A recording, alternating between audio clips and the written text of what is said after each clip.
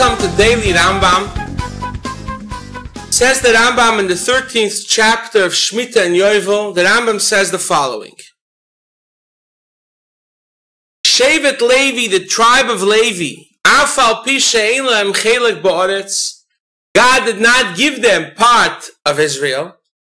Kvar nitztavu Yisrael litin lohem orim lo sheves u'migrashehem. The Jews were commanded to give them cities and the outskirts of cities. The Leviim were the ones that lived in the Orei Miklot, in the city of refuge. Ve'heorim, these cities, Heim Sheish Orei Miklot, they were 6 cities of refuge. Ve'alehen Shtayim V'arboim Ir, there was another 42 cities from these outskirts of the city. Together 48. Okay, when Mashiach will come, we'll make another 3 cities. Every one of these cities will belong to the tribe of Levi. So they didn't have regular inheritance. They didn't have regular part of Israel, but they lived in the cities of refuge. The Rambam wrote all the halachas, but he didn't explain a reason why the Levim were the ones living in the cities of refuge. However, the Chinuch explains a beautiful reason. You're talking here people that are murdered by accident, that had to run away to a city of refuge. The best place, therapeutic place for them to heal was to live in a city where the Levim are learning and praying a whole day. It was therapeutic for them.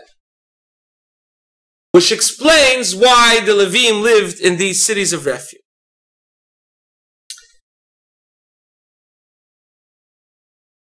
Migrashei Haorim, these outskirts of the city, it says in the Chumash, in the end of Bamidbar, there are 3,000 amas, and amas is an argument about an amma if it's a foot and a half or 2. So let's say 6,000 feet outside of every wall of the city. Shenemar, it says in one passage, that there was 1,000 amas, which is 2,000 feet. And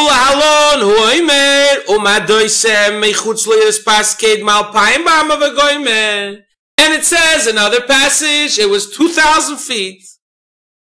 So it was 3,000 amas. The first 1,000 was empty space. The other 2,000 amma, the other 4,000 feet outside of the city, was l'sodos u'lichromim, for beautiful vineyards and gardens. It was like zoning.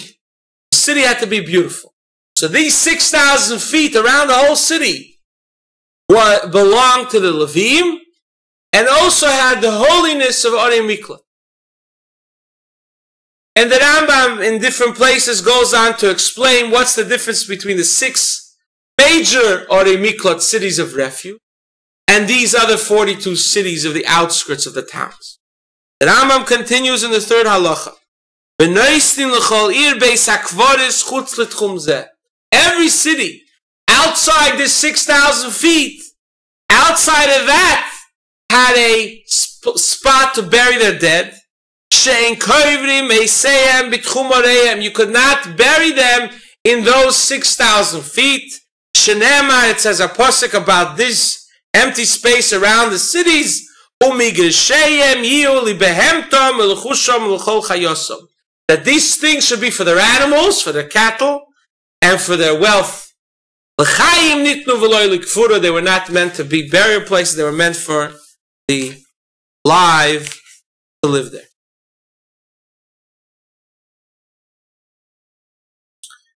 Ein oisin be'orei alvim Ir migrosh, v'loy migrosh ir. The cities of the Levim could never be changed. V'loy migrosh soda, you can't take the empty spot and make it a field. V'loy soda migrosh. You cannot take the field and make it empty space. Shenemar, Ustei, Migrosh, Areim, Le'yimoche, this could never change. Their fields should never change. Omipuy Hashmuel Lamdu, we received from Moshe, from Har Sinai, we received Shezeh Shenemar, Le'yimoche. When the Torah says it should not be sold, it means Lo Yeshuneh, should not be changed.